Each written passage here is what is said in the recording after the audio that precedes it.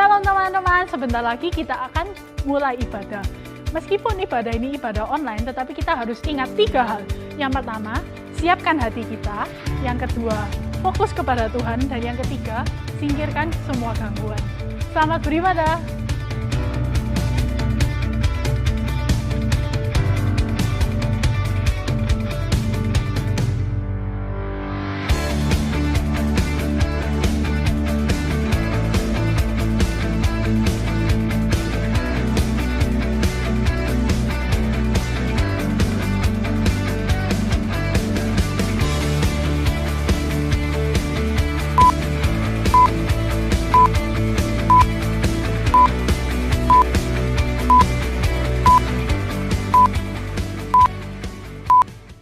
Shalom saudara-saudara, ya ketemu lagi kita di hari Sabtu jam 5 sore ini. Pasti kita mau rindu masuk hadirat Tuhan, amin. Ya, kita mau masuk dalam hadirat Tuhan. Kita mau sama-sama nyanyikan janjimu seperti fajar. Karena kita percaya bahwa hanya janji Tuhan yang gak pernah terlambat, amin. Kasih Tuhan.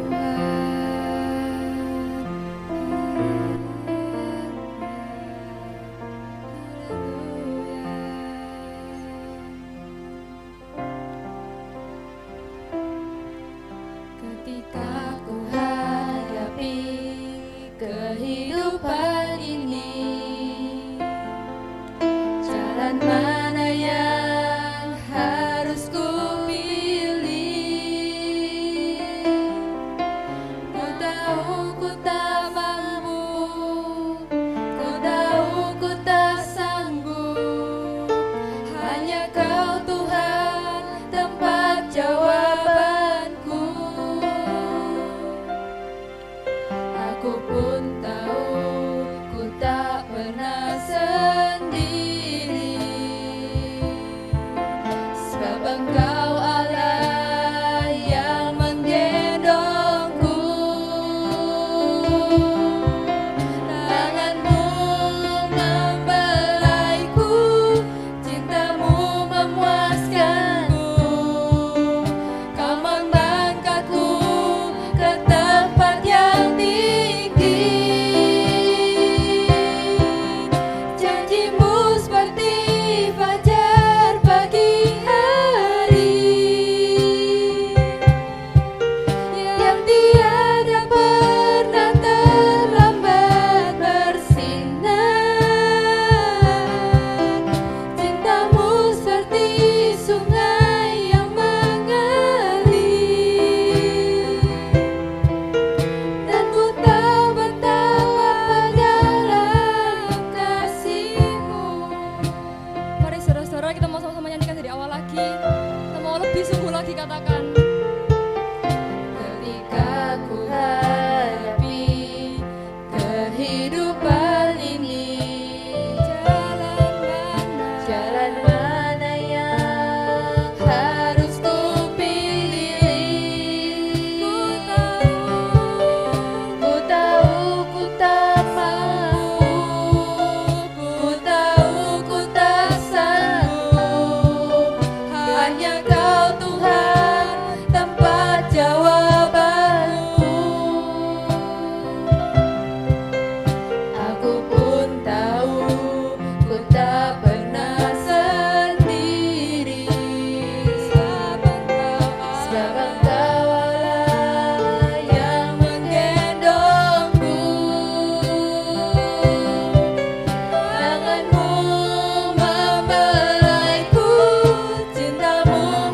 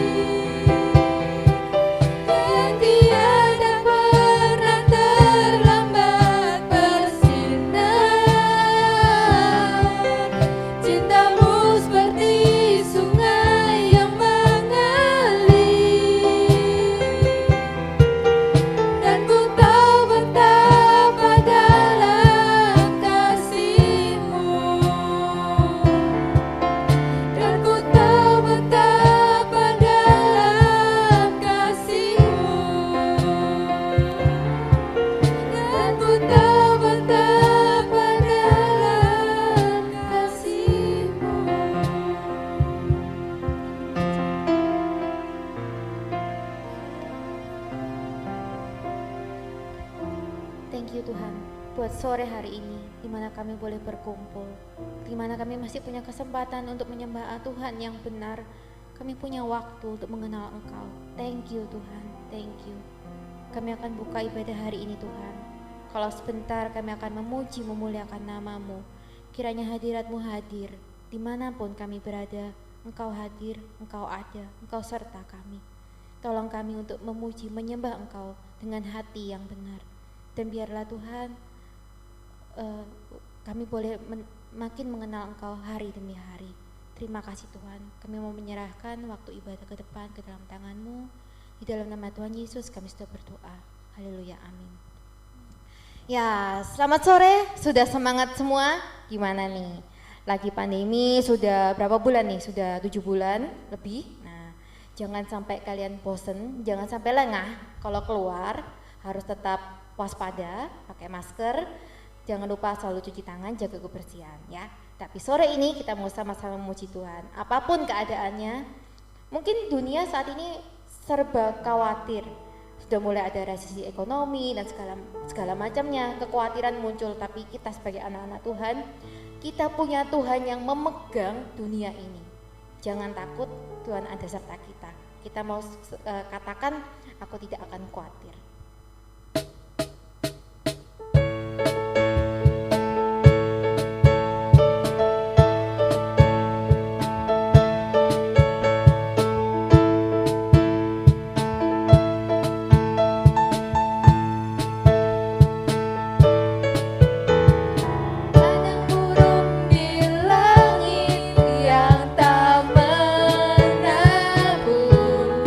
Namun diberi makan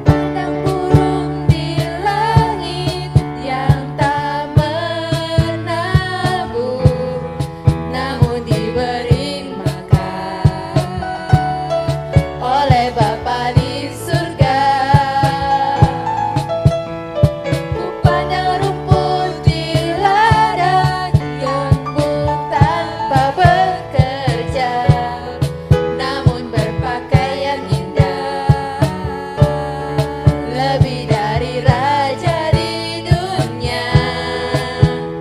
Tak perlu aku khawatir karena aku mengenalmu.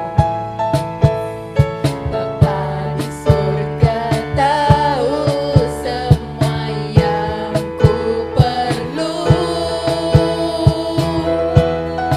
Aku tidak khawatirkan hari esok. Ku berharga melebihi burung di langit dan rumput di ladang. Ku cari dulu kerajaan-Mu Tuhan, dan kebenaran-Mu yang hidup, maka semuanya akan ditambahkan kepadaku.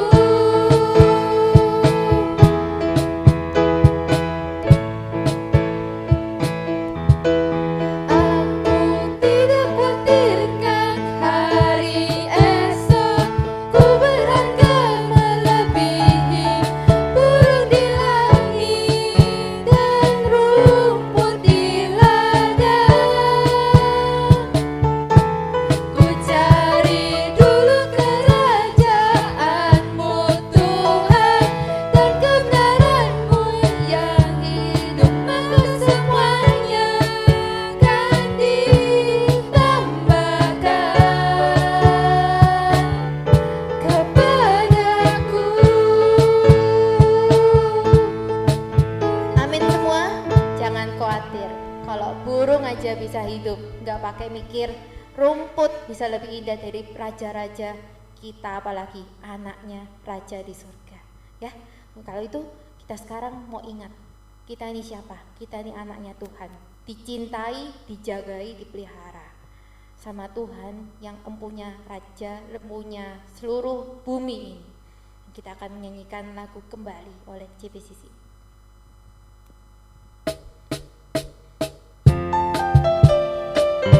Mana yang semangat? Boleh joget, boleh dansa, menyanyi, menari untuk Tuhan.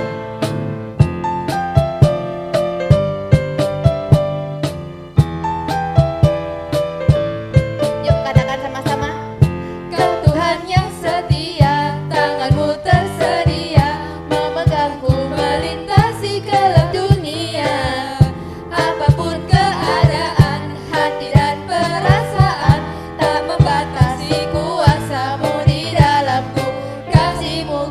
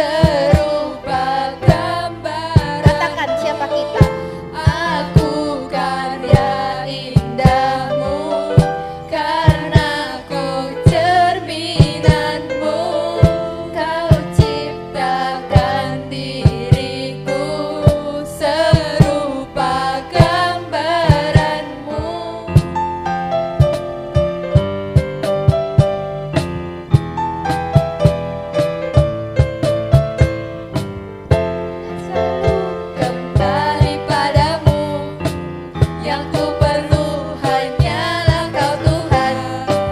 Cintamu membuatku mengerti siapa aku yang sebenarnya. Ku kan selalu kembali padamu, yang ku perlu hanyalah Kau Tuhan. Cintamu membuatku mengerti siapa aku yang sebenarnya. Ku kan selalu kembali padamu, yang ku perlu hanyalah Kau Tuhan. Cintamu membuatku mengerti siapa aku yang sebenarnya.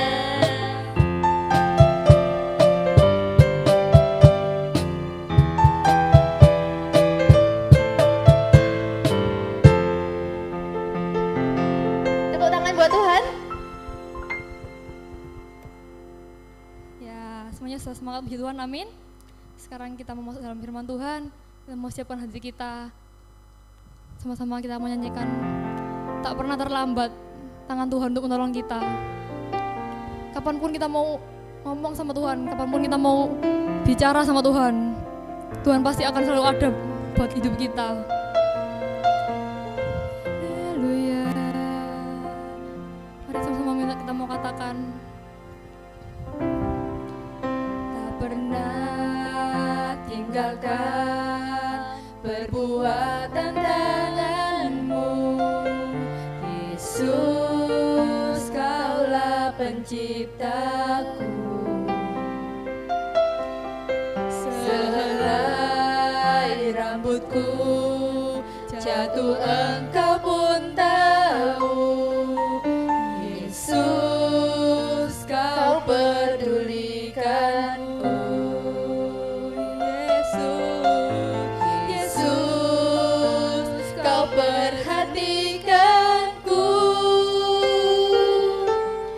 Takkan pernah terlambat pertolonganmu, takkan pernah terlambat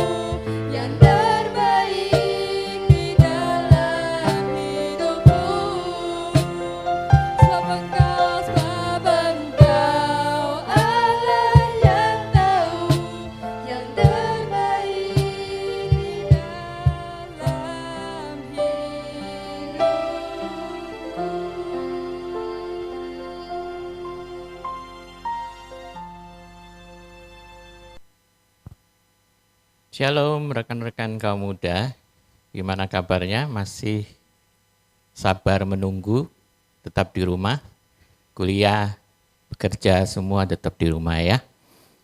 Ya kalau terpaksa keluar tetap menjaga protokol kesehatan dengan pakai masker, sering cuci tangan dan jaga jarak. Ya. Saya bukan petugas kesehatan tapi saya ingin menghimbau supaya kita sama-sama bisa tetap sehat dan tetap bertemu lagi. Rekan-rekan kaum muda, saya bersukacita sekali kalau ketemu dengan anak-anak muda ya. Selalu anak muda itu selalu bersemangat, selalu memberikan ide-ide yang cemerlang, selalu penuh dengan harapan, selalu dengan inovasi-inovasi yang baru, dan tetapi juga tentu dengan problema-problema yang selalu disertai di dalam kehidupan kaum muda. Misalnya saja tentang kegalauan, ya, tentang gambar diri, citra diri, mencari jati diri yang belum tuntas, masih belum menerima dengan apa adanya. Ya, saya juga dulu demikian. Ya, karena apa? Saya belum berjumpa dengan Yesus. Tetapi kalau kalian sudah berjumpa dengan Yesus, pasti kalian akan sedikit demi sedikit mengenal akan gambar diri kalian. Ya. Masalah-masalah tentang jatuh cinta, tentang pendidikan, tentang pergaulan itu menjadi problema kaum muda. Tetapi juga ada hal-hal lain seperti misalnya saja ambisi untuk maju. Itu sebetulnya baik, tetapi ada hal-hal yang perlu kita koreksi ya di dalam pengendalian ambisi ini.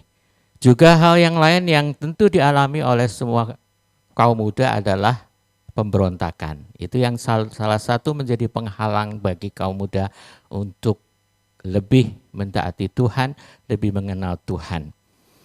Baiklah rekan-rekan kaum muda, adik-adikku sekalian, di dalam era globalisasi ini saya sangat mengagumi akan kemajuan teknologi, zaman digitalisasi yang begitu cepat sekali ya, sampai-sampai bagi generasi tertentu yang mungkin segenerasi dengan saya ada banyak yang kesulitan ya, untuk menggapai teknologi yang semakin hari semakin canggih. Ya. Perubahan-perubahan yang terjadi ini saya melihat bahwa bisa membuat gap di antara generasi satu dengan generasi yang lain. Generasi milenial, generasi X atau Y atau Z lah apalah ya. Tetapi saya bersyukur bahwa kita memiliki firman Tuhan yang selalu tidak pernah usang, tidak pernah terlalu tua untuk digunakan sebagai pedoman hidup. Saya percaya karena itulah kita bersama-sama berkumpul untuk merenungkan firman Tuhan. Prinsip firman Tuhan itu dari zaman ke zaman, dari generasi ke generasi adalah tetap sama. Memang Tuhan merancang, Tuhan sebagai pencipta kita, merancang bahwa Alkitab adalah sebagai petunjuk hidup, sebagai petunjuk kehidupan kita menjalani setiap pergumulan di dunia ini. Rekan-rekan kaum muda, adik-adikku sekalian, judul firman Tuhan pada sore hari ini adalah sesuatu yang banyak sekarang dipakai, yaitu proses tidak mengkhianati hasil. Ini saya melihat di Google, ya, searching Google, ada banyak sekali perdebatan-perdebatan. Ada yang bilang hasil tidak mengkhianati proses, ada yang bilang proses tidak mengkhianati hasil. Ya intinya begini, intinya tetap sama sebetulnya. Mereka melihat bahwa sesuatu yang instan itu tidak menghasilkan hasil yang baik dan langgeng. Tetapi ketika kita mau melewati proses, apapun prosesnya, itu akan menghasilkan hasil yang terbaik. Kalau bahasa Inggrisnya dikatakan the effort will not betray result. Proses tidak akan mengkhianati hasil. Ya. Karena itu adik-adik sekalian, rekan-rekan kaum muda, saya ingin melihat, kita sama-sama melihat bagaimana proses khususnya di dalam firman Tuhan, keinginan Tuhan adalah membawa kita menjadi serupa dengan Kristus. Pembentukan karakter dan relasi dengan Tuhan itu tidak bisa instan. Karena itu, pengenalan akan Tuhan yang sejak muda akan membuat karakter kita itu menjadi kuat. Karakter Kristus akan semakin nyata dalam kehidupan kita. Tidak cukup kita mengenal Alkitab, tidak cukup kita membaca Alkitab, sudah istilahnya sudah khatam, sudah menguasai ya dari Kejadian sampai Wahyu. Tetapi karakter itu perlu waktu. Kalau membaca Alkitab bisa mungkin 2 hari selesai, ya. Tetapi pembentukan karakter itu memerlukan waktu yang tidak singkat, ya. Dan pergumulan kaum muda atau anak-anak muda baik di masa lalu maupun di masa sekarang itu sebetulnya sama saja prinsipnya, ya. Ada beberapa hal yang saya catat bahwa pergumulan kaum muda, penderitaan yang dialami kaum muda, sebetulnya penyebabnya itu menurut firman Tuhan adalah sama. Yang pertama adalah kebodohan. Coba kita melihat di dalam Amsal 22 ayat 15. Amsal 22 ayat 15.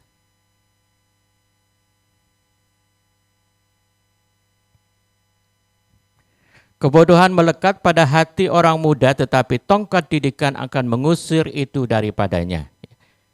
Nah, rekan-rekan kaum muda, adik-adikku sekalian, kebodohan melekat pada hati orang muda. Ini tidak berbicara soal IQ, tidak berbicara tentang intelijensi, tidak berbicara tentang kepandaian secara kognitif, tetapi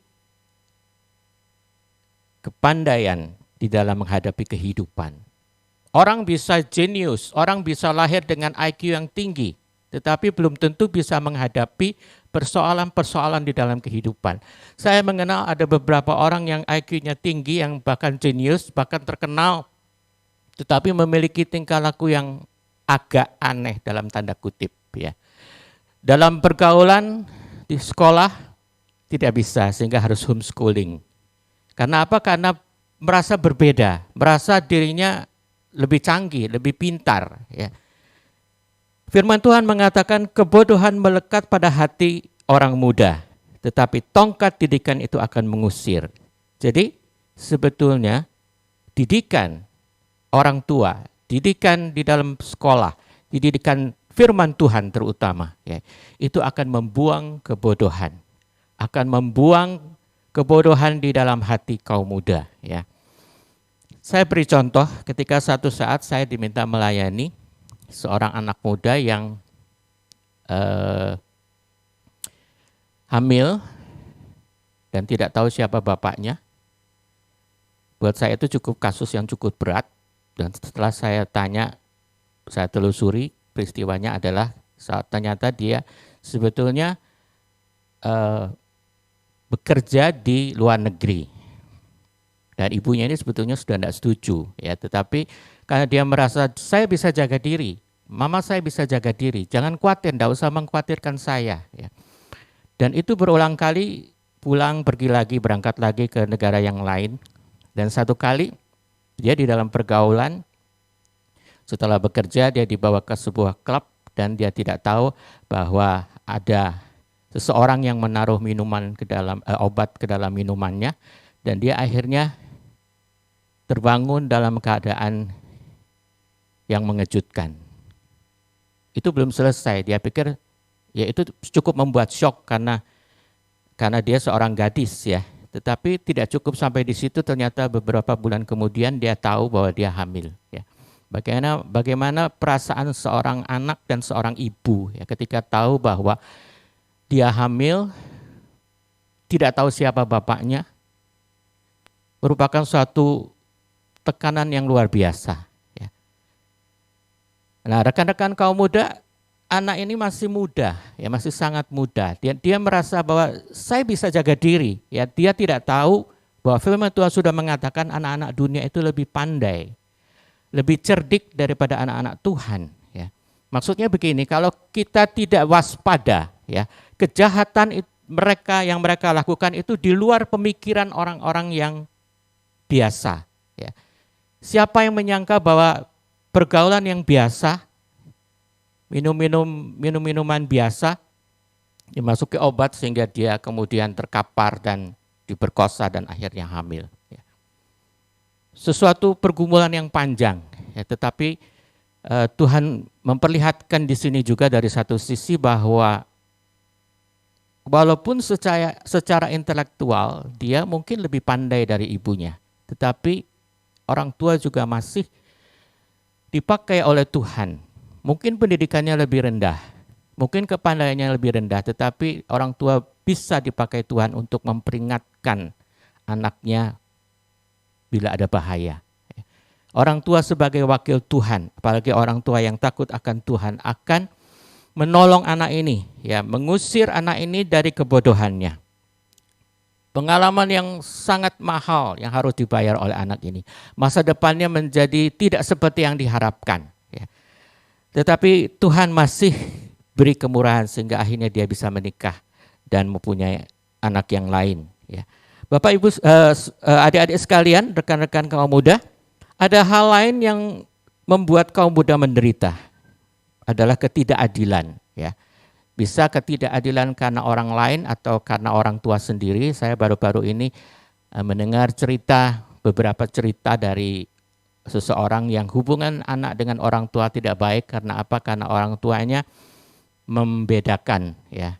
Saya percaya tidak ada orang tua yang bermaksud jahat, tetapi mungkin kurang hikmat atau kurang dekat dengan Tuhan. Sehingga dia selalu membandingkan anak yang tidak terlalu aktif, anak yang kalem, anak yang introvert, anak yang pendiam dengan anak yang agresif, yang ceria, yang kelihatannya rajin, yang kelihatannya berapi-api. Dan ini membuat anak ini menjadi terluka kemudian tidak menerima diri dan akhirnya menderita kepahitan. Ya. Rekan-rekan kaum muda, ada hal-hal lain, kesalahan orang lain juga. Saya mendengar cerita dari seseorang, ya, yang masa depannya tidak dapat dilanjutkan, cita-citanya untuk masuk di sebuah sekolah yang favorit tidak bisa terlaksana karena apa? Karena kesalahan guru memasukkan nilai yang tertukar dengan murid yang lain. Dan itu sudah disahkan oleh Departemen Pendidikan, ya, sehingga tadinya dia masuk 25 besar di dalam sebuah kota, dia akhirnya harus masuk di sekolah yang tidak bermutu, yang penuh dengan kenakalan anak-anak. Ya, sesuatu yang penderitaan yang tidak diakibatkan oleh anak itu sendiri. Penderitaan yang berikutnya adalah mungkin ujian dari Tuhan. Ya. Kalau kita membaca di Ayub 23 ayat yang ke-10, Ayub 23 ayat yang ke-10. Karena ia tahu jalan hidupku, seandainya ia menguji aku akan timbul seperti emas. Ini yang diucapkan Ayub ketika dia diuji oleh Tuhan. Ayub seorang yang saleh, yang terkenal, disayang oleh Tuhan, dekat dengan Tuhan, dan Ayub diuji habis-habisan. Tetapi dia masih bisa mengatakan, seandainya ia menguji aku akan timbul seperti emas. Ya. Mungkin adik-adik, rekan-rekan kaum muda saat ini sedang diuji. Sudah rajin ke gereja, sudah melakukan kehendak Tuhan, sudah berusaha untuk taat, tetapi masih ada persoalan-persoalan yang dialami. Ya. Kita tetap harus mengoreksi diri, apakah ada kesalahan, apakah ada kebodohan, tetapi juga kalau tidak ada hati yang menuduh, mungkin Tuhan sedang menguji. Dan Tuhan menguji itu juga mempunyai tujuan. Apa tujuan Tuhan? Antara lain di dalam Ratapan 3 ayat 27. Ratapan 3 ayat 27. Adalah baik bagi seorang pria memikul kuk pada masa mudanya. Kuk itu adalah benda yang diletakkan di punggung binatang seperti sapi atau kerbau untuk membajak sawah biasanya ya. Dan kuk itu tidak serta-merta dipasang sendiri, tetapi itu adalah bagian dari sapi untuk menerima. Ya, jadi sapinya kan nggak naruh kuk sendiri ya. Kuk adalah lambang penundukan diri. Kuk adalah lambang untuk Tuhan melatih ketahanan. Seperti seorang pelari maraton beda dengan pelari cepat. Kalau pelari cepat, kekuatan yang diperlukan, kecepatan. Tetapi kalau pelari maraton, bukan hanya kekuatan, tetapi juga ketahanan, endurance, ya, ketahanan yang digunakan untuk waktu yang lama. Begitu juga ketika Tuhan menaruh kuk di dalam kehidupan kita, kehidupan rekan-rekan kaum muda, biarlah kita menerimanya dengan rela, dengan penuh keyakinan bahwa Tuhan memberikan bagian yang terbaik, yang patut, yang sanggup kita tanggung. Tujuan Tuhan mengizinkan penderitaan, selain tadi memikul kuk, adalah kita baca di dalam Mazmur 119 ayat yang ke-71.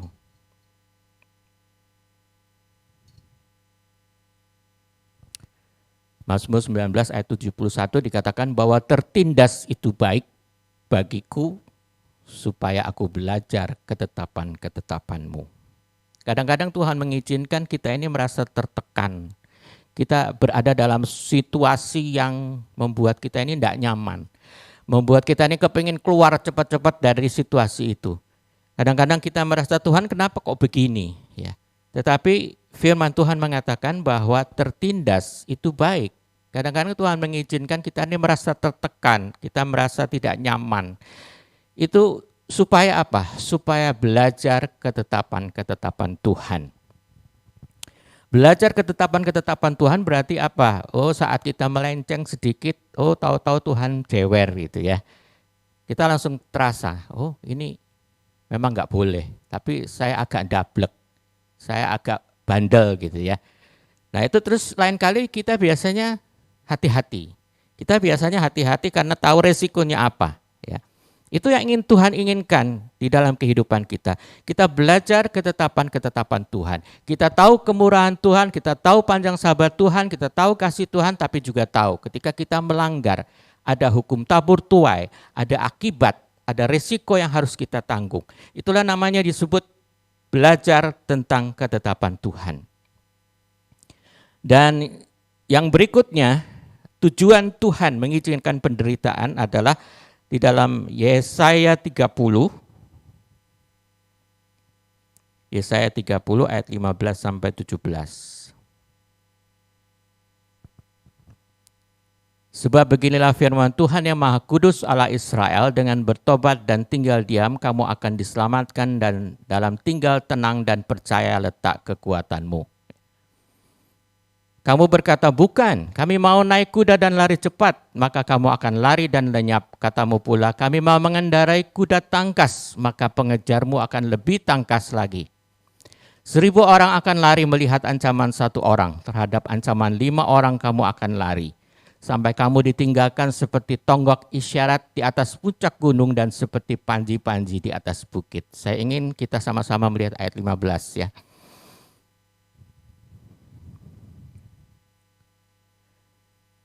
Dengan bertobat dan tinggal diam kamu akan diselamatkan. Dalam tinggal tenang dan percaya letak kekuatanmu, tetapi kamu enggan. Saya ingat Pipin ketika bersharing ya. Waktu judek pikirannya karena harus menghadapi ujian macam-macam, tidak bisa masuk ya. Lalu diajak doa. Pipin bilang, ini belum selesai ya, saya ini masih pusing. Tuhan bilang, tadi apa ayatnya? Dengan bertobat dan tinggal diam, kamu akan diselamatkan dalam tinggal tenang. Tinggal tenang itu bisa berarti juga di dalam doa. Dan percaya terletak kekuatanmu, tetapi kamu enggan. Ini yang seringkali kaum muda rasakan ya. Aduh, doa bolak-balik doa sih. Yang penting itu aksi, action. Doa-doa terus lu bosen ya. Memang ada sebagian orang, bukan hanya kaum muda ya, kaum tua juga ya. Kalau suruh doa itu susah ya, karena memang tidak bisa diem. Orang-orang yang tidak bisa diem, yang pikirannya jalan terus, memang tidak gampang. Ya saya sendiri juga kalau pertama kali kalau suruh berdiam diri ya, itu biasanya justru pikirannya tambah jalan ya. Pikirannya bisa sampai kemana-mana ya. Kalau lagi aktivitas mungkin tidak terlalu, tapi kalau harus berdiam diri, kita belajar untuk menenangkan diri di hadapan Tuhan, biasanya terus pikirannya jalan-jalan ya. Bisa sampai kemana-mana, bisa sampai ke Pasar Atom, bisa sampai ke TP ya. Nah, adik-adik sekalian, yang Tuhan inginkan adalah di sini pengendalian diri. Ya, ayat 16 coba kita baca lagi. Bukan kami mau naik kuda dan lari cepat. Pokoknya aksi ya, jangan doa-doa terus tidak ada aksinya. Maka kamu akan lari dan lenyap, katamu. Kami mau mengendarai kuda tangkas. Kurang apa lagi? Sudah kuda, bukan kuda biasa, kuda tangkas. Maka para pengejarmu akan lebih tangkas lagi. Ayat 17. 1000 orang akan lari melihat ancaman 1 orang. Terhadap ancaman 5 orang kamu akan lari. Ini lucu sekali ya. 1000 orang akan lari melihat ancaman 1 orang terhadap ancaman 5 orang kamu akan lari. Ya. Jadi sama-sama melarikan diri ya. Teman-teman sekalian, rekan-rekan kaum muda, Tuhan ingin kita ini mengendalikan diri ya. Setiap langkah, rencana, ide, biasanya kaum muda kan banyak ide ya. Itu serahkan kepada Tuhan. Rencana masa depan serahkan, bawa ke dalam tangan Tuhan. Nanti Tuhan jagai. Kenapa? Biarpun pinter masih bisa ditipu. Ya karena apa? Karena mengandalkan kekuatan sendiri. Ya. Tuhan bilang kalau Tuhan yang bertindak, Tuhan akan menjaga ya dari orang menipu, dari orang menjahati ya. Tetapi kita seringkali tidak sabar, kita mau mengendalikan kehidupan kita sendiri ya. Adik-adik kaum muda yang dikasihi Tuhan, sebagai generasi penerus bangsa, kalian ingin Tuhan ingin kalian dipakai oleh Tuhan menjadi orang-orang muda yang menjadi Yusuf masa kini. Kalian tentu tahu ya cerita dari Yusuf yang sudah sangat terkenal, disukai karena prosesnya begitu panjang dari pemimpi menjadi benar-benar menjadi kenyataan. Saya juga berharap kalian sebagai kaum muda, sebagai generasi penerus bisa menjadi berkat, bisa menjadi pemimpin bangsa, bisa menjadi orang-orang yang memberi banyak pengaruh di sekitarnya dalam lingkungan yang luas. Ya. Tetapi Yusuf, kalian perlu ingat di proses. Dan Yusuf menjalani proses itu dengan baik. Yusuf menjalani setiap proses yang Tuhan izinkan terjadi, walaupun tidak selalu manis. Ada manis, ada pahit, tetapi Yusuf menjalaninya dengan kesadaran bahwa kehidupannya di dalam tangan Tuhan. Dan saya percaya bahwa setiap kita ini disediakan Tuhan posisi yang menjadi berkat bagi orang, yang memuliakan Tuhan. Karena itu biarlah kita menyiapkan diri. Kalian menyiapkan diri kalian sebagai orang-orang muda dan biarkan Tuhan memproses kalian. Dan ketika Tuhan memproses kalian, jangan berontak. Ya, saya mau cerita sedikit ya. Satu kali saya ini bekerja di sebuah perusahaan. Setelah kami mengadakan perjanjian, memang tidak secara tertulis, secara lisan, tetapi kami sudah deal dan kemudian saya 4 bulan pertama sudah tidak kerasan karena mulai kelihatan ada kecurangan-kecurangan yang dilakukan oleh perusahaan ini terhadap saya.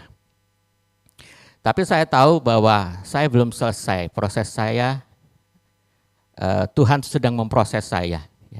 Sehingga saya bertahan sampai akhirnya 1,5 tahun kemudian saya merasa bahwa inilah saatnya Tuhan selesai di dalam satu hal ya, memproses saya. Dan ketika itu manajer saya mengatakan bahwa dia merasa bersalah karena dia baru masuk ada beberapa orang yang keluar, saya bilang bukan salah ibu.